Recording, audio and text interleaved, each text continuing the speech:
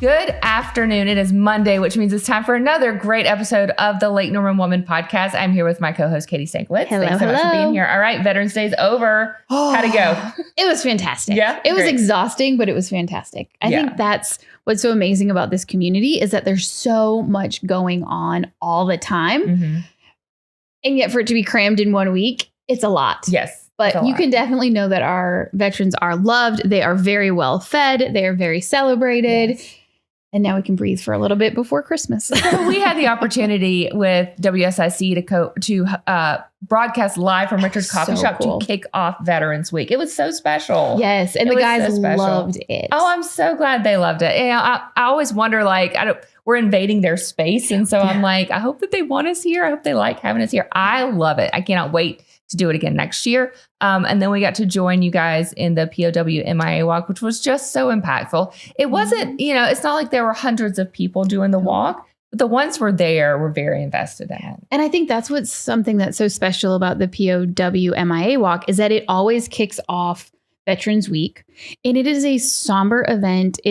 I don't want to say short and sweet, but it's very to the point. Yes. We walk silently carrying the flag from Richard's Coffee Shop to the town hall in Mooresville. Brad Borders, who is our chaplain, always gives a wonderful blessing. And then as the POW flag is raised, they play taps. Yeah. And there to me is nothing more that could be added to that ceremony to know that we are thinking of the over 81,000 men and women that are currently missing in action or were a prisoner of war. That's right. And just because Veterans Week has passed, and I have to tell you, growing up in the South my whole life, Mooresville's the first town I've ever been in that's had a Veterans Week celebration. Oh, yeah. That's really special. It is. And it's something that every year we try to tweak it. We try to add to it. That we used to do.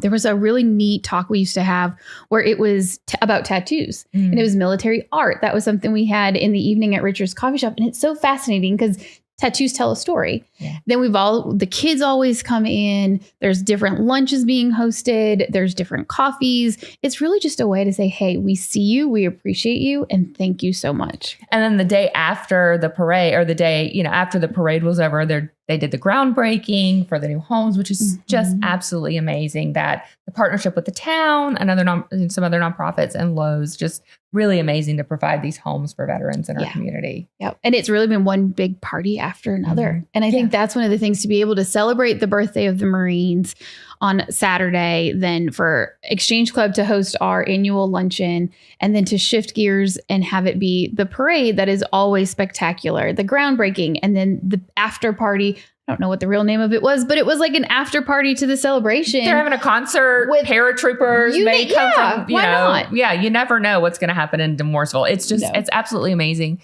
And it's happening right here in our town too. Yeah. We don't have to go far away to have all these great events right here in our own backyard. And there's no cost and everybody is welcome. And I think that's something that you don't have to be a veteran, just like we say when you come into Richard's Coffee Shop. You don't just have to be a veteran.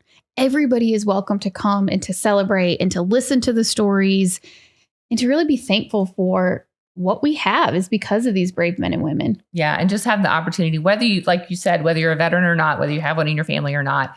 And even though we're past Veterans Day, we want to emphasize that these celebrations do not stop just because we're outside of Veterans Week. You can still pick up your November copy of Lake Norman Woman magazine, which has a fantastic 2-page spread on tributes to vets. We want to just thank Katie for bringing these ladies together again this year. How special it was to have them in here. I just want to take a minute and mention their names if I can get to the page. Sorry, guys. So I want to mention Leah, Erica, Sandy, and Lauren. And gosh, this just warms my heart so much to have this opportunity to feature these women in the magazine. We have another fantastic woman. Marlo is here with us today. We'll get to know you a little bit better in a minute, Marlo, but just to have the array and the different stories behind not just veterans, but female veterans in our area. And I think it was so neat when we did it last year. It was something of like, ooh, who do we want to showcase? Because there's so many fabulous.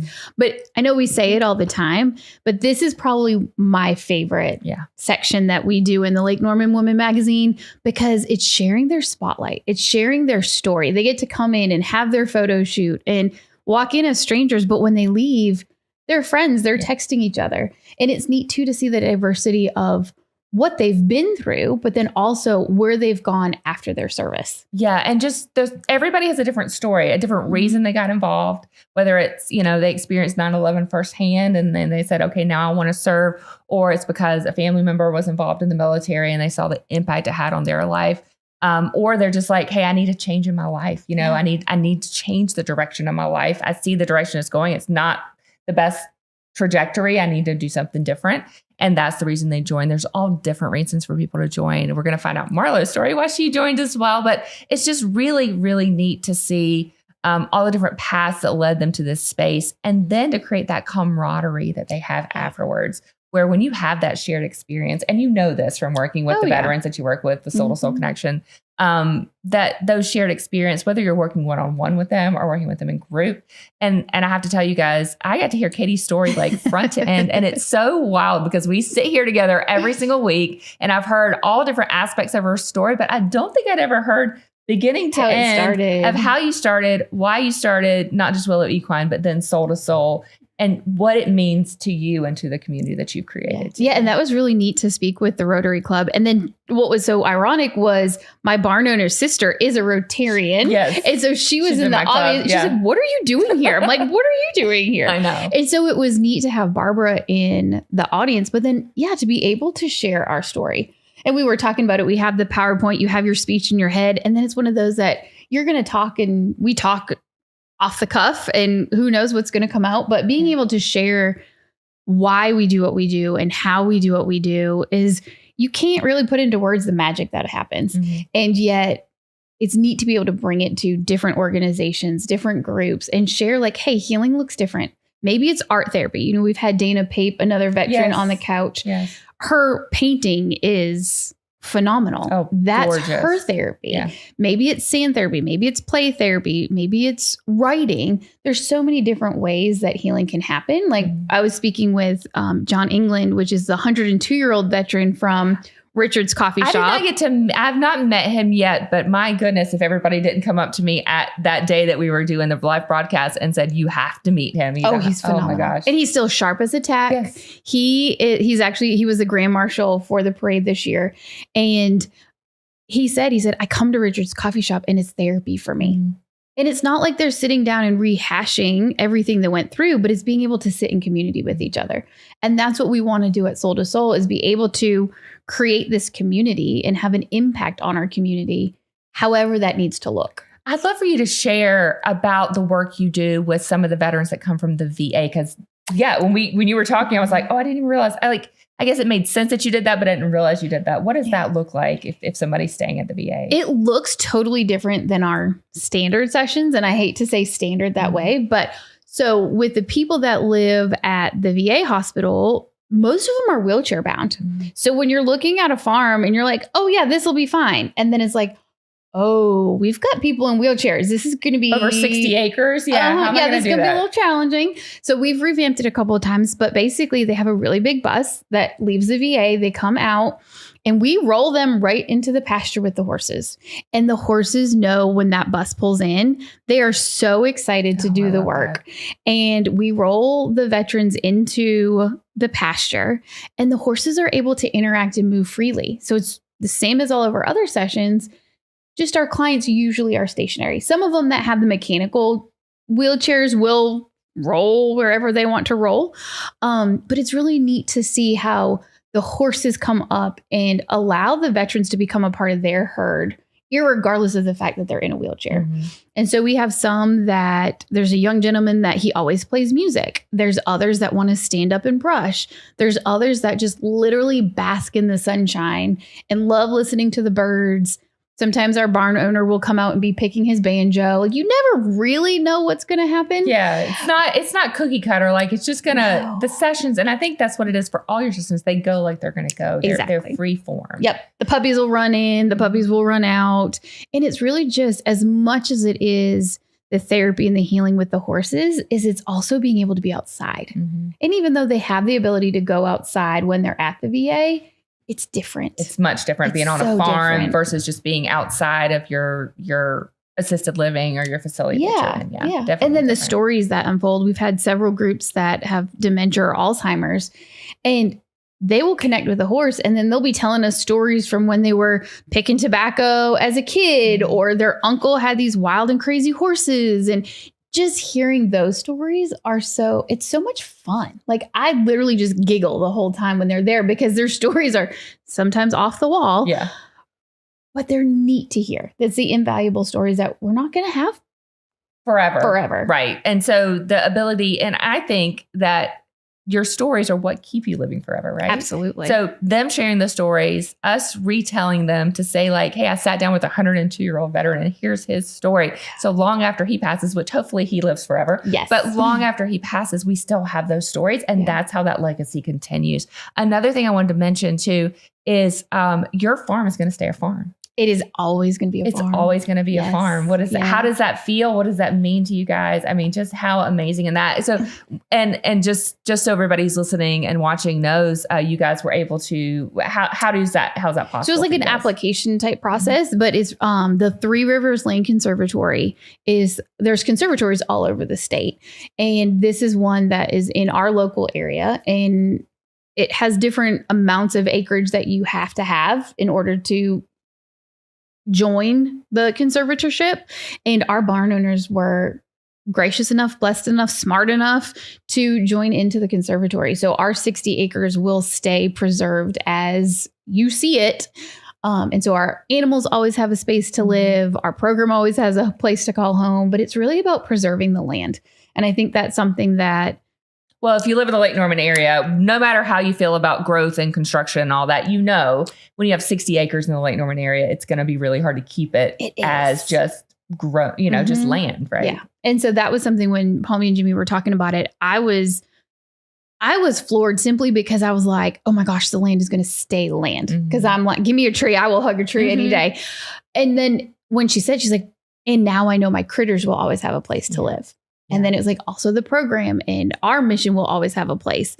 And so it's just knowing that there are things that could happen. There's a lot of money that could be made off of 60 acres. Right. And yet Jimmy and Palmy were like, no, the preserving our land and this heritage is so much more important. That's amazing. That's absolutely amazing. And congratulations to you on that. Thank I know you. that feels good for you guys to know that you, the program, and the animals will always have a place to be. Yeah, absolutely. All right. We're going to take a quick break and then we'll come back and we'll meet Marlo and get to talk to her about her service, all she's done for this community as well. We'll be right back on the Lake Norman Woman Podcast.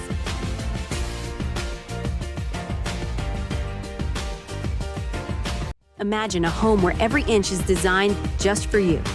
At The Closet Niche, they create custom solutions based on your specific needs. From closets to build-ins, garages to wall beds, their locally created solutions deliver functionality and elegance. With a lifetime warranty, best price guarantee, and award-winning service, you'll see why they've won Best of the Lake 2 years running. Get your space reimagined. Visit theclosetniche.com today. Looking for deeper self-discovery and emotional growth? Soul to Soul Connection offers supportive space where horses help you understand your inner world in ways traditional talk therapy can't. Our certified professionals guide you through meaningful experiences that foster reflection, healing, and renewed perspective. Best of all, these services are offered at low or no cost for veterans, first responders, and their families. Learn more at healingwithhorseslkn.org and start your journey toward greater well-being today. Shake things up, Lake Norman. Great design for you is here. We bring luxury interior design to life, specializing in stunning kitchen and bath renovations. From conception to completion, we handle every detail. Every project is unique. Our expertise makes the difference. Visit our downtown Mooresville studio by booking your 100% risk-free appointment today at greatdesignforyou.com. Design beyond your dreams.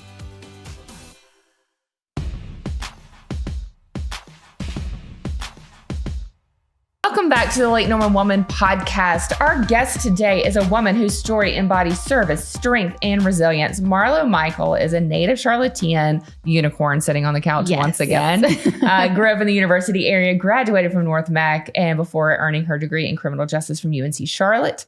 After completing the Air Force ROTC program, she served 7.5 years in the United States Air Force, including 2 deployments to Saudi Arabia.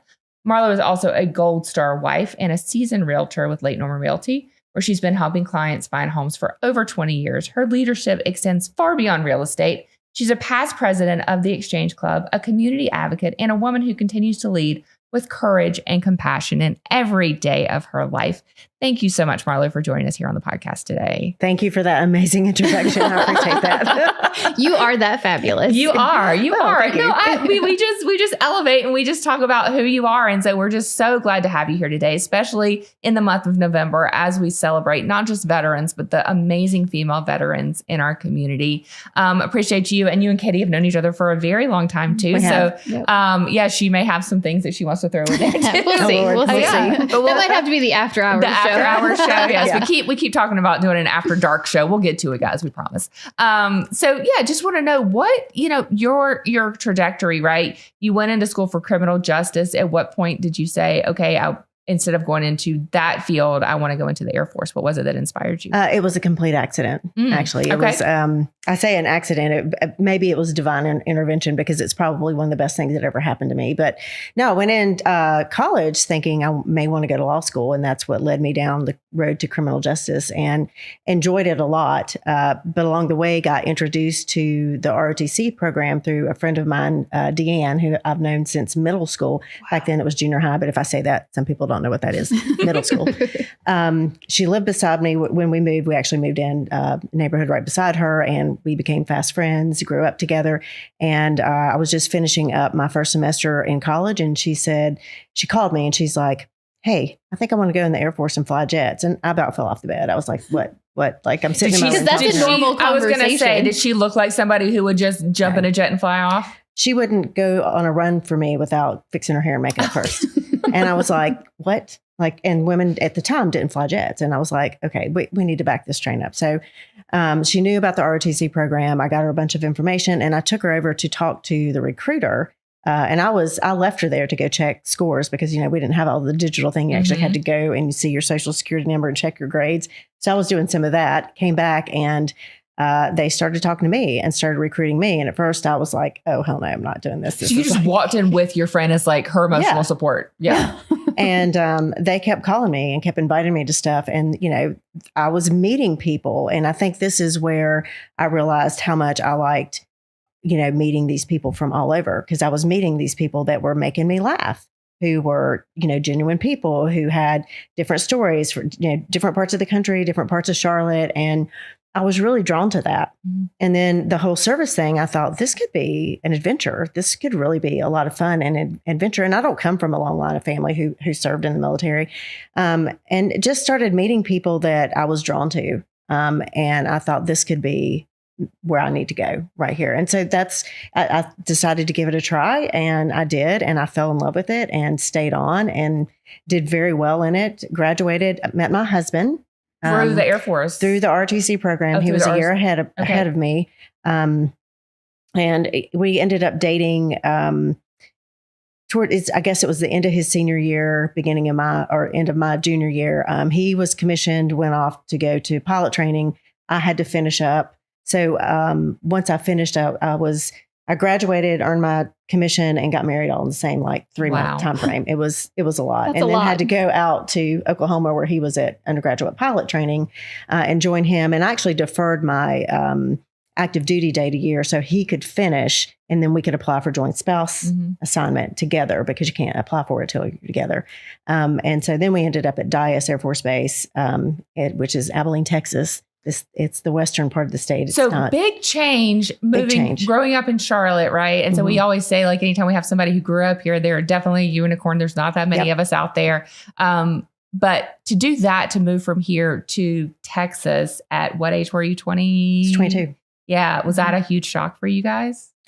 It was, Yeah. but it was an exciting time because I was learning so much about really my country, the Air Force, and just meeting the greatest people, and discovering things about yourself. I mean, you're still a kid, you're really at 22, definitely. you're still a kid. You don't know it, but you're still a kid. And I always say I was probably one of the luckiest women in the world because I met this fabulous man and I married a great guy. And I didn't realize how great he was until later on. And I'm watching Friends and the struggles and stuff. And I'm like, oh, you're stuck with me, dude. This is, you're not going anywhere. We had 2 fabulous children.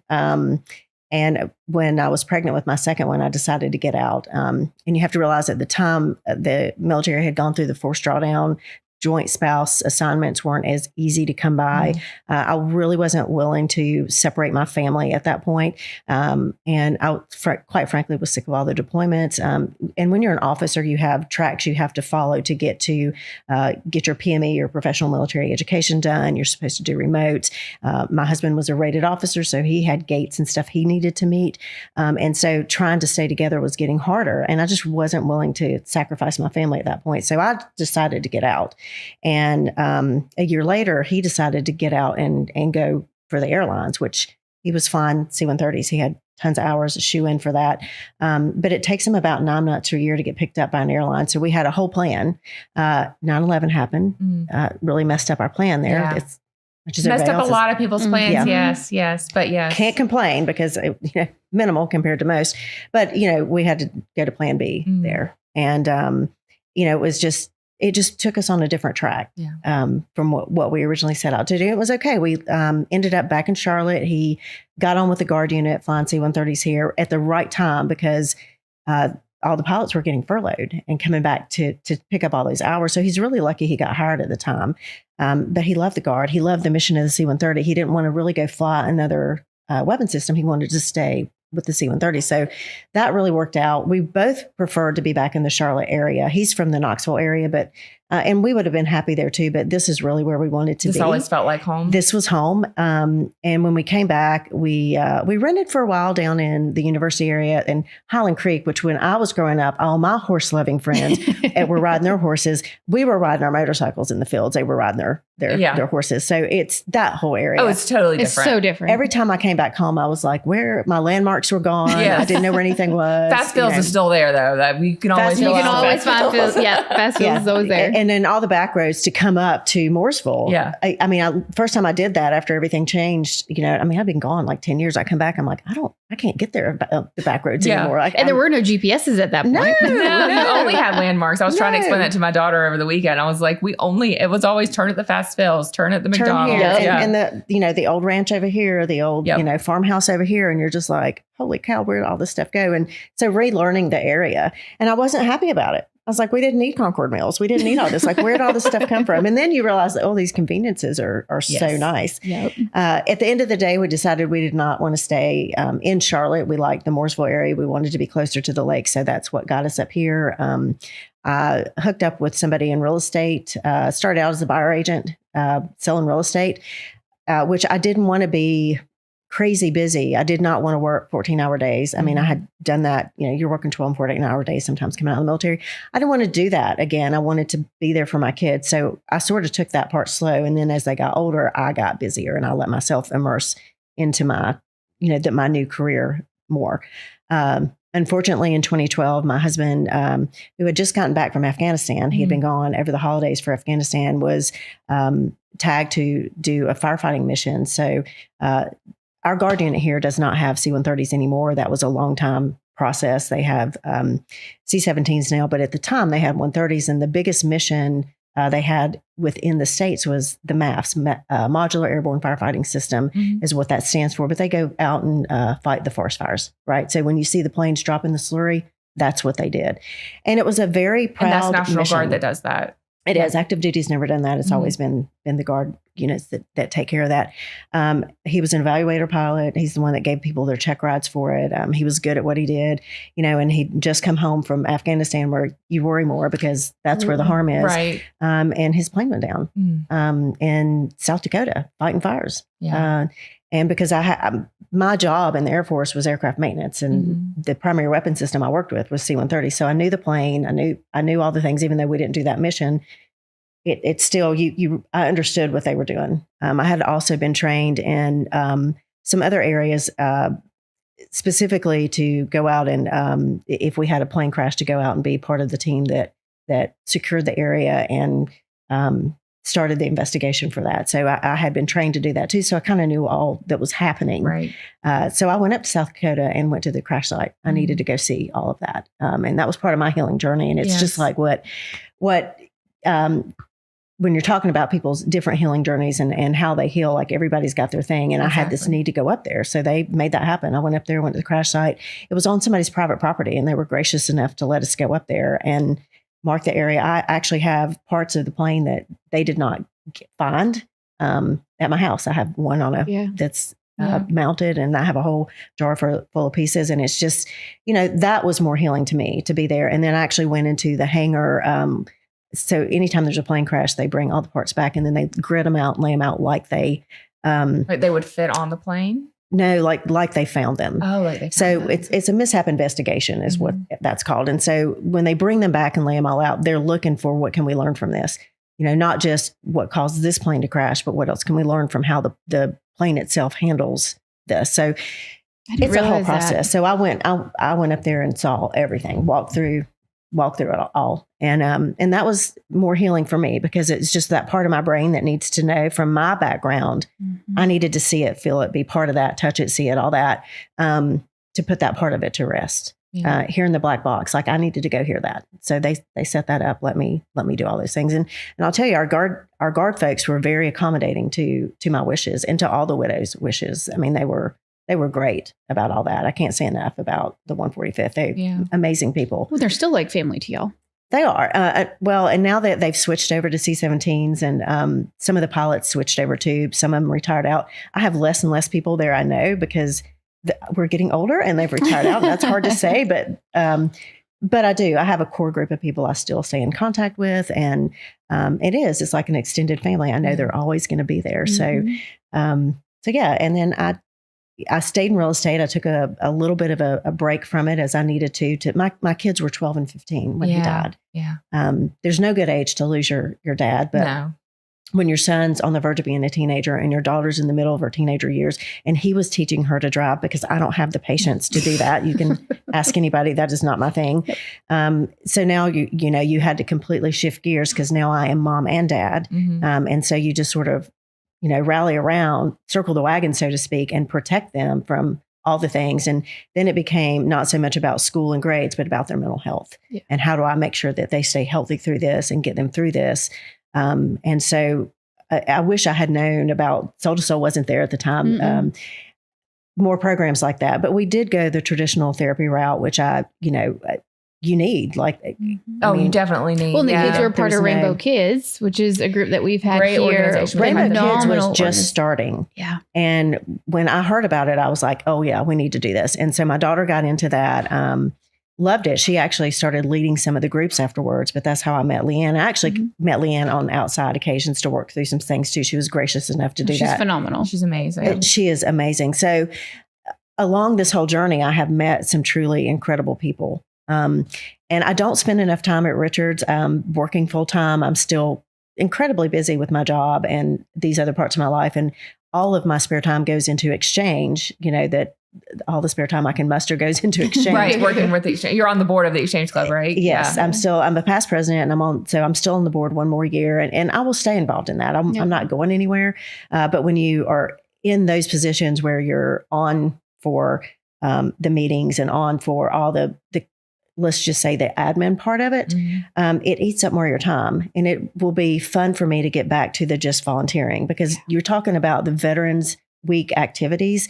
And that speaks to me, right? I mean, I got involved in this club because of Field of Flags. That's what brought me. That's what brought you to Exchange Club. Yeah. I literally stopped on the Parkway when I first saw it out there, because I didn't know about it before, and thought, what is this? What are we doing? Like, how do I get involved in this? How do I help all about with this? me. Yes. And turned around and like, okay. And then I found out about it, and a friend of mine said, well, it's the Exchange Club. You need to go check them out. And at the time I'm thinking, who's got time for this? I don't have time for this. I'm working. But what you realize is if something's important to you and it's meaningful to you, you will make time for it. And that's really what happened.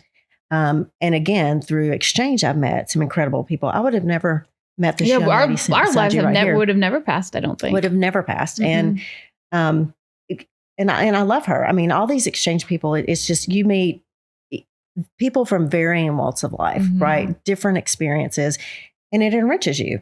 And that's one of the things I love most about what I do for work is I meet people from all over. We have people that move here from all over the country. So you're really exposed to that. And as much as I'm a Southern girl, I appreciate the people from all other walks of our country, and it's fun to get to know them and what, and just, kind of chat about the differences and give each other a hard time about our differences and stuff. It's fun because you learn things and you discover stuff that's new that you would not have known before. It's just like traveling in the military. When you go to different states or you go to other parts of the world, like you don't know what you don't know till you get there. Right. And it gives you a much better appreciation for, the world, the big world that we live in, but as a whole, what we have in this country. Yeah. Like, I just wish more people could fly to these areas some of these areas. Oh, my husband's a veteran as well. And he says that all the time. He was like, I wish that and something my dad did, my dad was not in the military, but something my dad did was when we were teenagers, that 15-year-old age range, all of us, we went with him. My dad, I worked as a pastor,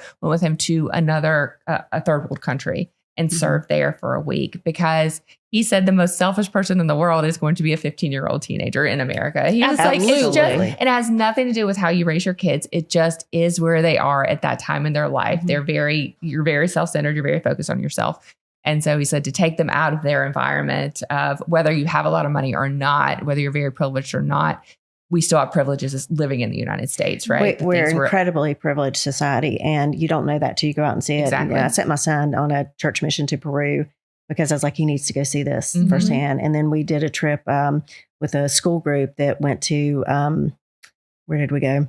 It's slipping my mind right now, but Central America.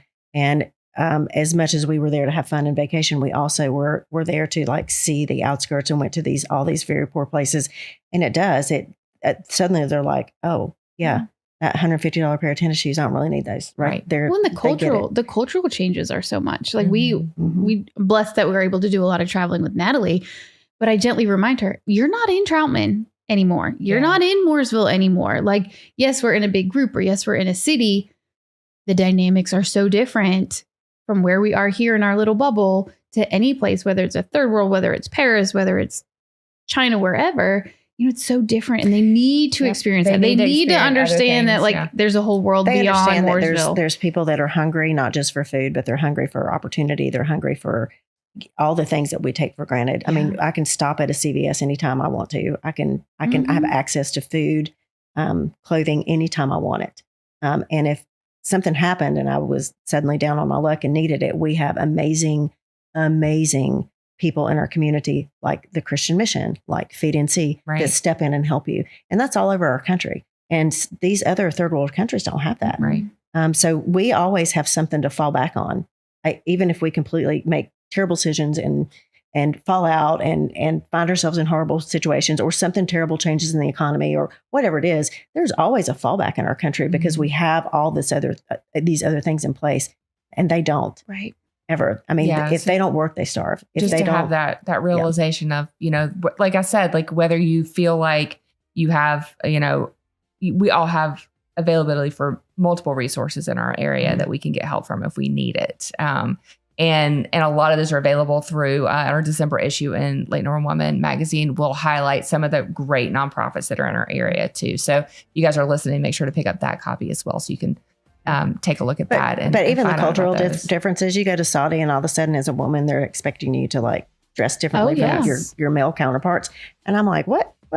I mean, what is this? Exactly. If you think about the foundation of like friendship, or we call it family, like if anything, or you needed anything, right? You just call, you pick up a phone, you shoot a text, and we're there at a drop of a hat. That's how we operate. I don't know if it's just here, if it's America, however you want to phrase it, but not everybody has that community or that group of friends, that network around them. Yeah. And that's something that the kids don't understand. Like, oh, this isn't normal. You don't just go over to Marlo's house and hang out on her couch because that's what we do. That doesn't always happen places. Yeah. It's really special. It's a special area that we live in, a special country that we live in too. So thank you so much, Marlo. We're going to take a quick break. We're going to come back because I do want to talk about the unique perspective you have of being a veteran, but also being the spouse of a veteran. Okay. And how you balance those two. And so we'll be right back on the Late Northern Woman podcast.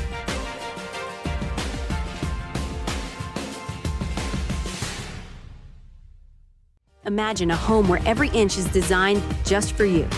At The Closet Niche, they create custom solutions based on your specific needs. From closets to build-ins, garages to wall beds, their locally created solutions deliver functionality and elegance. With a lifetime warranty, best price guarantee, and award-winning service, you'll see why they've won Best of the Lake 2 years running. Get your space reimagined. Visit theclosetniche.com today.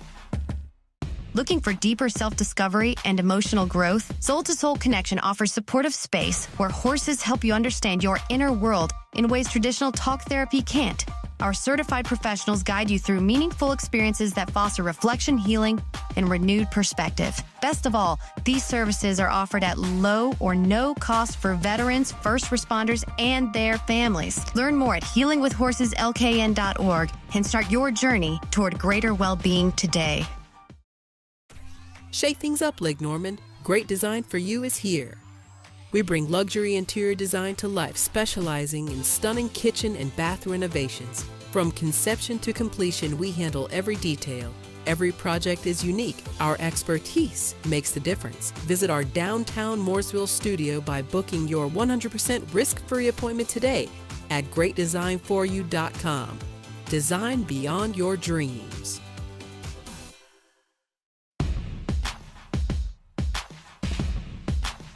Welcome back to the Lake Norman Woman podcast. We're here with Marlo Mikeal. Marlo, thanks so much for joining us here today. One of the things I love asking a couple of questions when I talk to veterans, and especially female veterans. I want to ask you, I always say, like, sometimes we'll talk to somebody and they'll be like, well, I'm just an accountant in the military, or I didn't serve. I wasn't in wartime. I didn't serve during wartime or whatever. But I was like, but you all went to basic training, right? Everybody has to go through basic training, no matter how you serve, whether you're, in the field or flying planes or on a ship. What was that like going through that?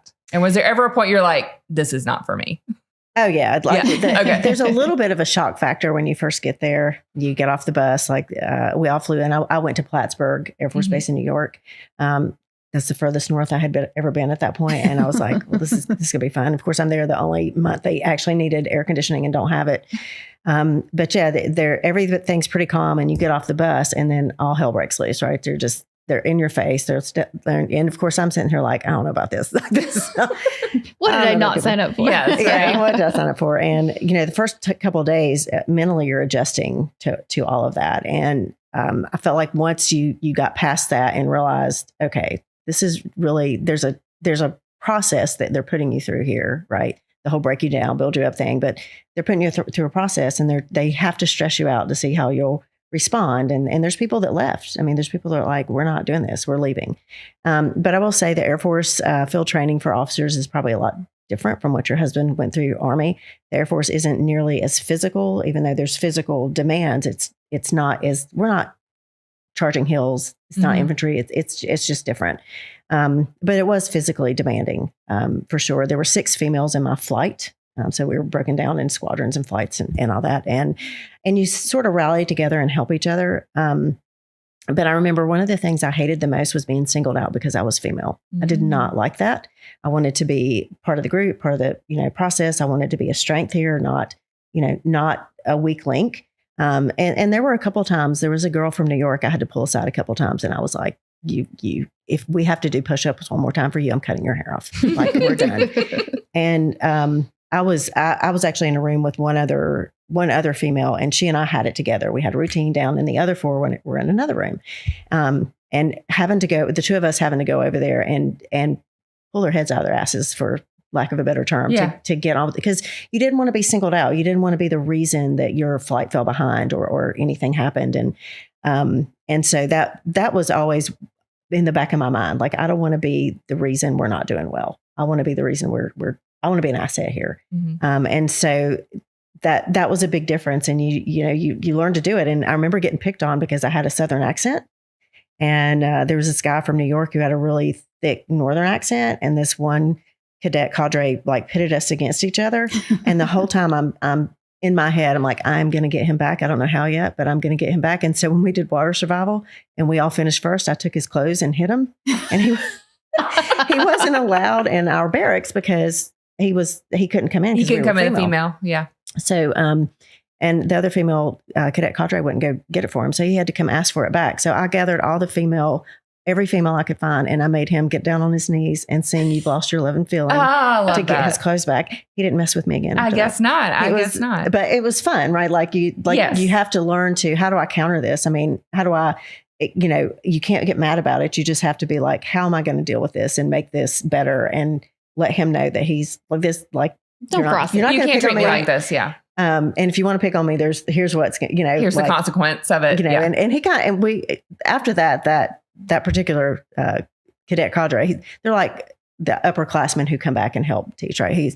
We were good after that. He was like, all good. And I was like, okay.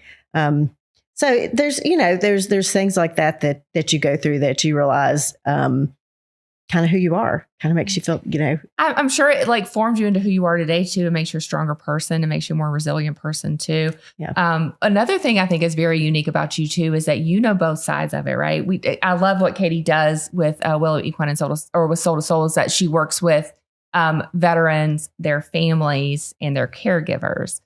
Because there is a toll that is taking on the family of someone who's in the military. Tell me what that was like when you switched from being, you were active and you were in the military, you decided to leave, and then now you're the spouse. And she was a boss too. She was telling people what to do. Yes. Instructing people what to do on the airplanes, and then to walk away from that. Yeah. Yeah. Well, it was hard to walk away. It was a tough decision because it's not like I'm going to take a break. I hear that a lot from a lot of people. Most people say it was very hard to walk away. It was incredibly hard to walk away because it's not like I'm going to take a break from this job and I'm coming back to it. You don't get to go back to that. I mean, it's done. You're done. Right. And the option to go into the Guard or Reserve, I tossed that around a little bit, but at the end of the day, if my husband was going to stay in and fly, and still do deployments, still be gone, somebody had to be the solid person that was always there. You needed a consistent parent at home. And I decided that was going to be me. And was there ever a discussion about you staying in and him leaving? Was that ever part of the discussion? We did talk about it, but he wasn't ready to leave. And I was ready to be done at that point, just because, and at the time I made my decision, he was not absolutely getting out. At that point, he could have kept going and finished out his 20 years or whatever and stayed in. But I knew somebody had to be home with the kids. Yeah. And the deployments that they put the military through it's hard. I mean, you could be gone half the year in the Air Force, and that's not even bad compared to what the Army and some of the other branches are gone. The Navy, I mean, they're gone for sometimes a year or two at a time. But I just wanted that consistency with my family, and I didn't want my kids to feel like they never had a parent at home. So that's what drove me to make that decision.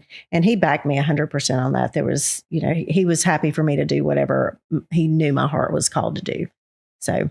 Yeah, it's really special. And then now being the widow of someone who's in the military too, that's another unique perspective. I think that. So do you find camaraderie with maybe you mentioned the other women, the widows from that crash, but do you find camaraderie through some other women, maybe who are widows from the military? Not really. Yeah. What's interesting when you're in the Guard is you're not all stationed like right there together. You're spread out. And I stayed in touch with them pretty closely for the first couple of years. And then after that, everybody's going their own way. And we were all at different stages of life as well. I mean, there was one young mom who had a 6-week-old baby and 3 other children. Yeah. So very different stage. Very different stage than of life, what I was at. And another one who had kids about my age. Her husband had been in about as long as mine. And then another one who he was 6 months old. Just one child. And so he had actually just transitioned to the Guard. And so none of us lived near each other. So you're pretty far spread out. And we stayed in touch. We'd have dinner and stuff occasionally, but your life just goes the direction it goes. And I've not found a lot of, camaraderie with other widows. I have found it more in the community that I built here. And those people just don't happen to be here. I do get called sometimes when there is a tragedy and somebody passes and people are like, well, you've been through this. Can you talk to them? And I'm a little hesitant sometimes. Yes. Yeah. Because my experience is going to be different from theirs. I'm not going to be, I'm not in the same spot of life. And, grieving looks different for everybody. I think that's the biggest thing that you said, right? Your healing looked different than everybody else's too. And so while maybe somebody when you said, I want to go and I want to see the crash site, I want to see the plan, I want to hear the black box, like you mentioned before, some people may have said that's a bad idea. Yeah. But we know that I did not want to see the autopsy. There was a widow that absolutely had to see the autopsy. There was one who had to escort her husband home. I sent somebody to come back with him. I didn't want to do that part. So everybody's a little bit different in that. And sometimes you get put in this box. Well, you're a widow of a service member. You'll know how to deal with that. And I'm like, do I? I mean, it's you dealt with it how you needed to in the moment and continue, right? Grief doesn't end, after the funeral. It continues on as you grow and change and your children grow and change too. And we have this amazing program called TAPS. It's Tragedy Assistance Program for Survivors. And so a widow created it. It's been around for a long time. They do these amazing programs where they bring you in, and because it is a unique loss compared to a civilian loss, and there's a lot of things that cloud that I'm not going to get into right now that are different from civilian deaths. Right. They help deal with a lot of that and what your loss looks like and the red tape that the military can sometimes have for you as a spouse. Or anyway, it's a great thing. But I remember going to a couple of the events and got a lot out of it.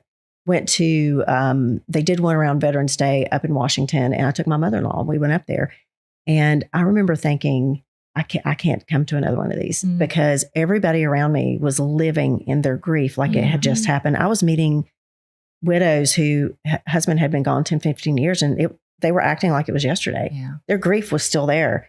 And I thought, I cannot live in grief like that. I have to move on. And my husband would be mortified to think that I was living that way. Yeah. So I had to move away from that. Where other people, like that was those ladies' lifeline. That's all they had. That's what they did. And they needed it. And I'm glad it's there for them.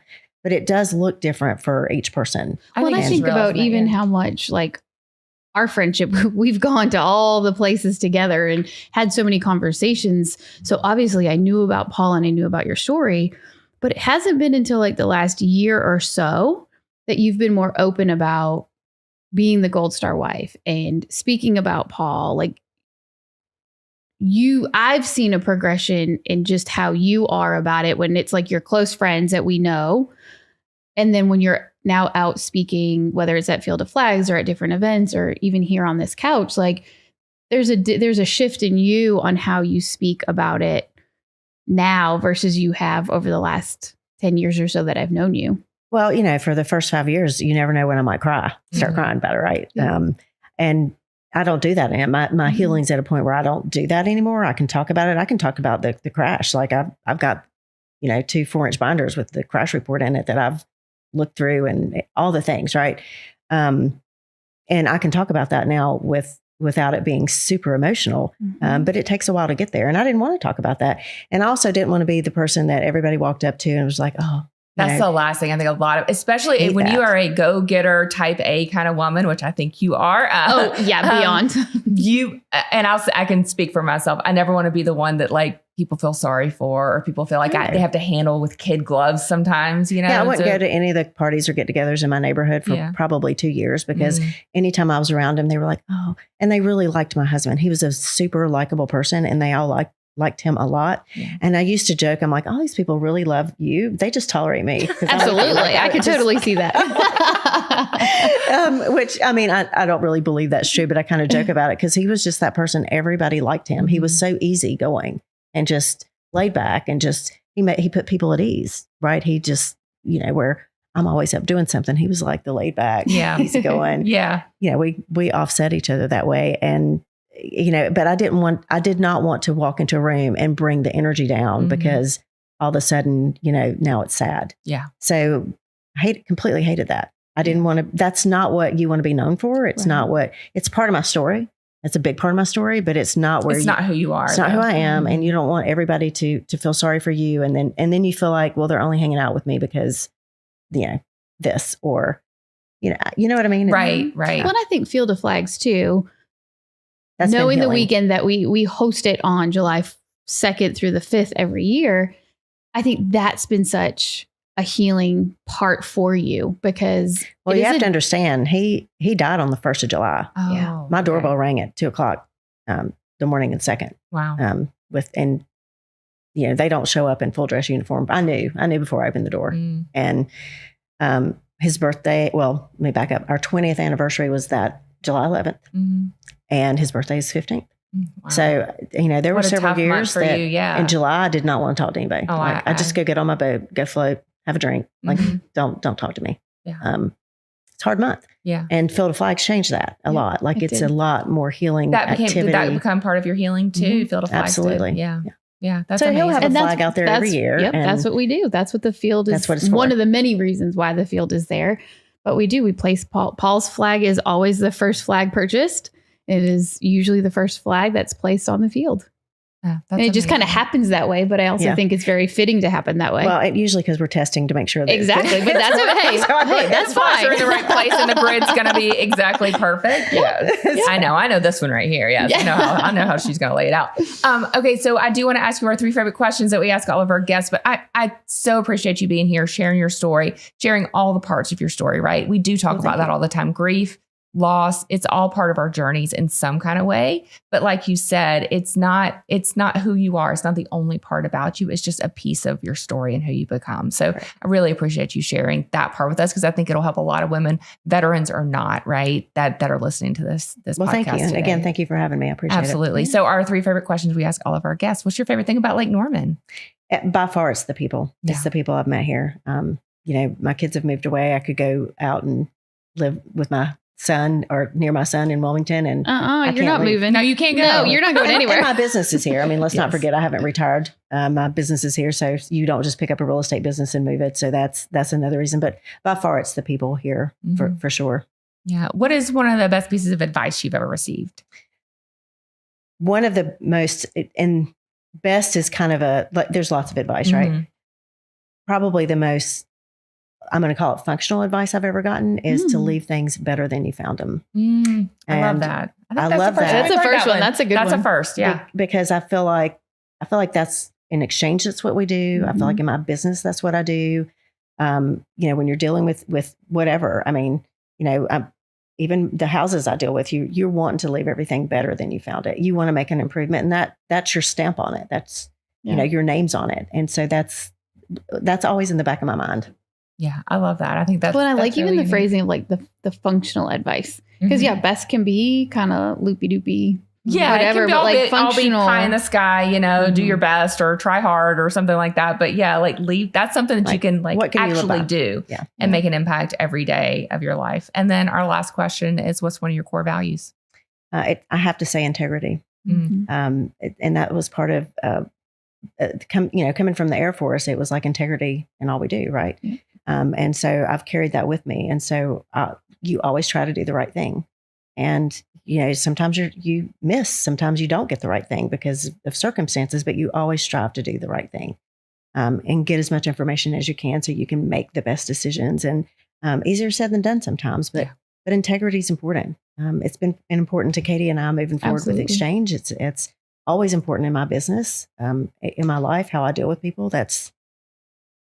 That's always going to be number one. We're going to have you back because we didn't even touch enough on the real estate part of your life now. Yes. So if you need to buy or sell, give me a call. Give Marlo a call. But thank you for your service. Thank you for the service to your family. Thank you for being a Gold Star wife. Thank you for sharing your story. All of the things. It's just been a real privilege to talk to you today. Well, thanks for doing this, especially Veterans Week with all the activities that we've had. It's a blessing to live here and be involved in this. And I'm truly grateful to be part of it. Somebody said that Lake Norman is the most patriotic place in the entire country. And I think we're right. I think that's right. Hands down. Absolutely. So thank you guys. Thank you for being part of this show today. Again, always a privilege to spend the time with you, whether it's an hour or 3. We just love hanging out with you guys. So we just keep talking. Yeah, we'll just keep talking. Next week, we'll have another fantastic veteran sitting on the couch with us too. So we can't wait to introduce you to her and hear her stories as well. Thank you again, Marlo. Thank you for being here. And we'll see you guys next week on the Lake Norman Woman Podcast. Have a great week.